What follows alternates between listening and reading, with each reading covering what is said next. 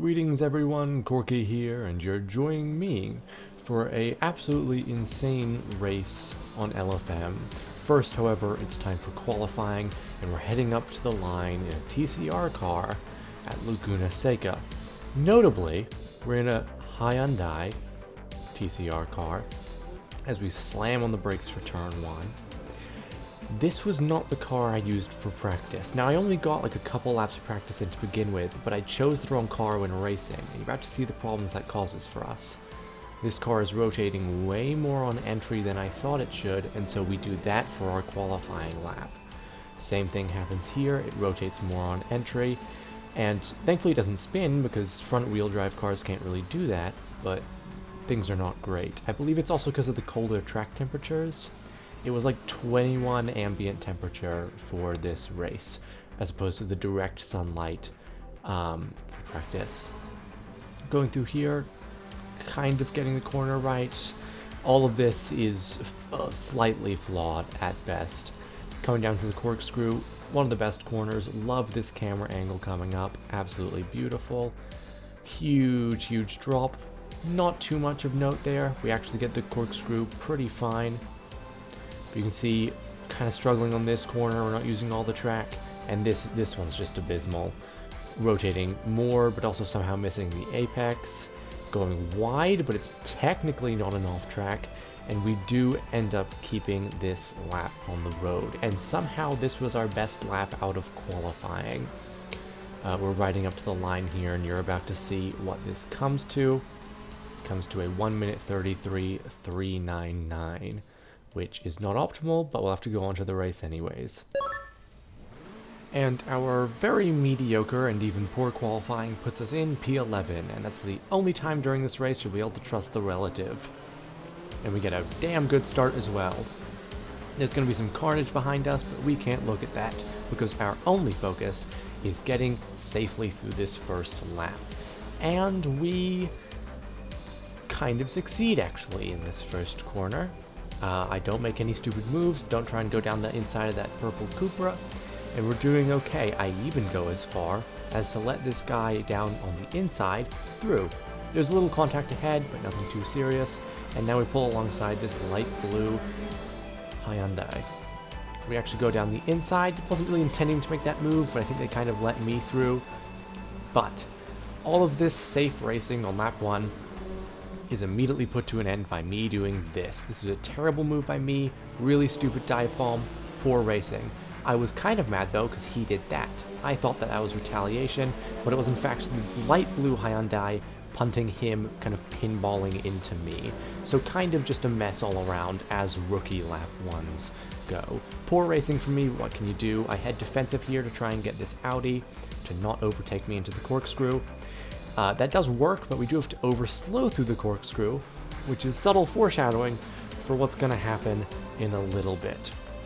We do keep things clean through here, though, and all would be fine and dandy if it were not for me doing this and making about the same mistake I did in qualifying and getting a terrible exit from here. I go defensive, but then I also brake too late, which causes me to overslow, and I get hit from behind and spun. Originally, I was really mad at this, but if we look at it from his perspective, this was really my fault. I completely overslow here. There's really not much he could do at this point. My bad. This is going to be a long recovery drive for us, though. And would you look at that? Only about 2 laps later, I believe, and we're already back into the action doing something stupid. I am so sorry for this, to this guy. Thankfully, the person who gets worst from it is me. But he broke later than I thought he would, and I kind of panicked trying not to hit the back of him and instead just hit his rear quarter. One of the guys, though, in an identical car, does go wide, however, and we managed to get past him. And this guy ahead, the one that I just hit, I believe, is lagging a little. And so I'm a little scared, but I look up the inside, just kind of hoping that if he brakes early again, we'll be fine, and he does that. I kind of thought it was something to do with his lag, so for a moment I actually felt quite bad. But we're about to have a look at his onboard and see otherwise.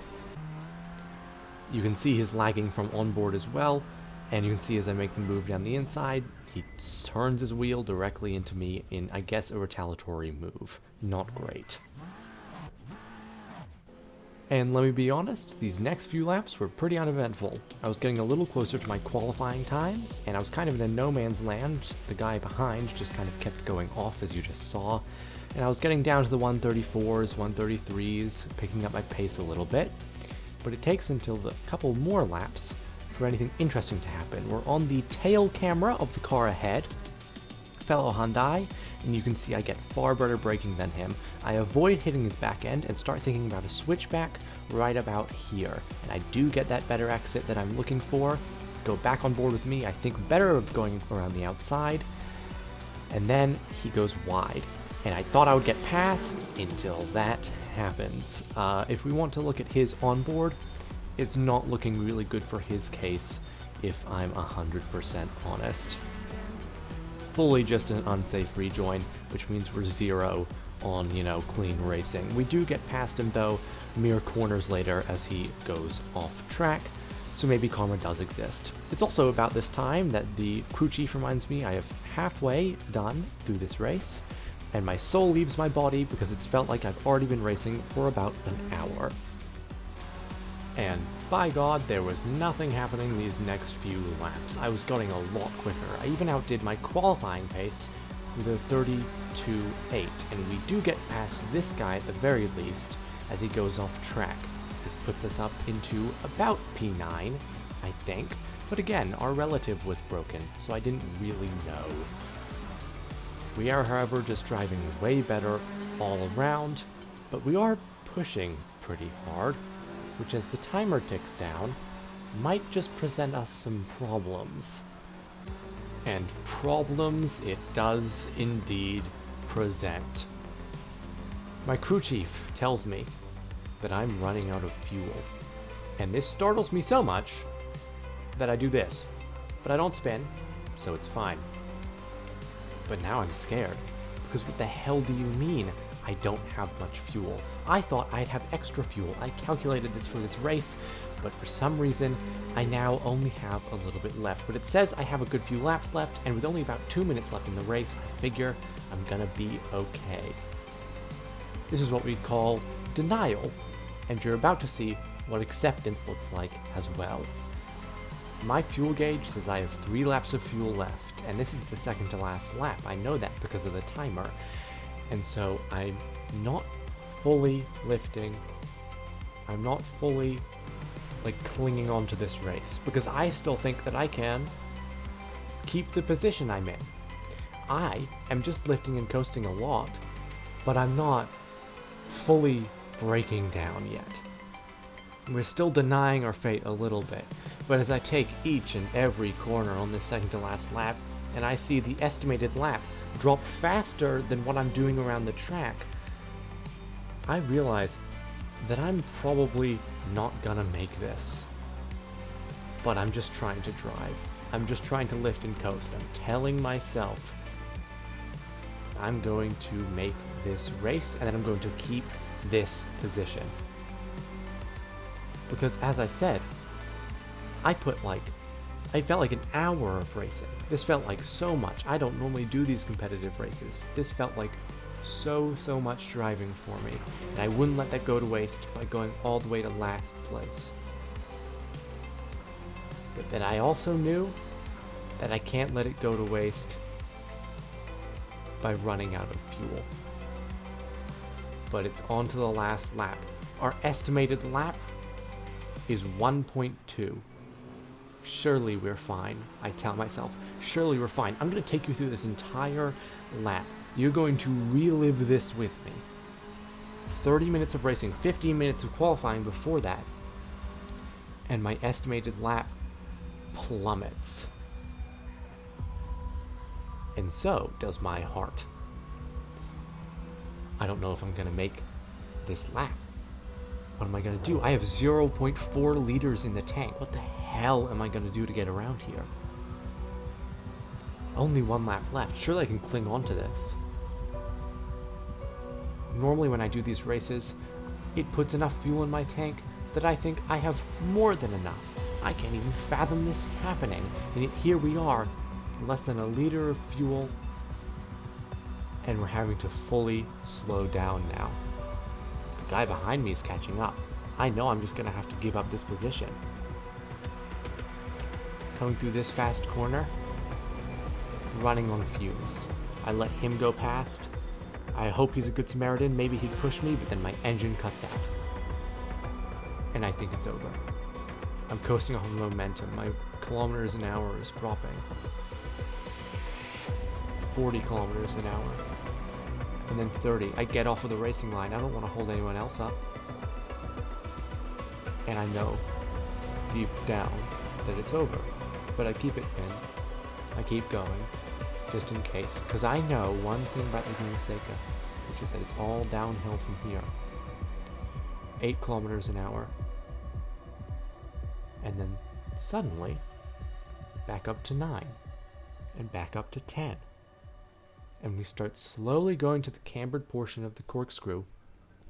Slowly gaining 1 kilometer per hour every now and then. This Cupra Leon behind me, I don't hold him up too much. I try and get out of his way. And we start rolling down the hill. You can hear the transmission whine. 70 kilometers an hour. And then it's back up to 80. Almost. Couple of corners left. The rest of Laguna Seca is flat, if my memory does not deceive me. And so we keep rolling. We keep rolling. We're losing a little bit of momentum here. I have one last corner. But then, like I always do in high-pressure situations, I make a mistake. I dip a wheel onto the gravel. 40 kilometers an hour. What am I to do now? And I realize the finish line's on an incline. What am I to do? There's only one thing I can, which is keep it pinned and don't give up. And I cross the finish line. After all of this, we finished P10, baby, which, ironically enough, was about the same place that we qualified. So a net zero race for safety rating, positions, everything else. But there's 2 lessons here. First of all, if you're racing, never give up until your car can't drive. And even then, still keep going. And second of all, racing is not about gaining positions or gaining anything. It is about having a good time and driving until your arms fall off, both of which I did. With that, I'm out of here.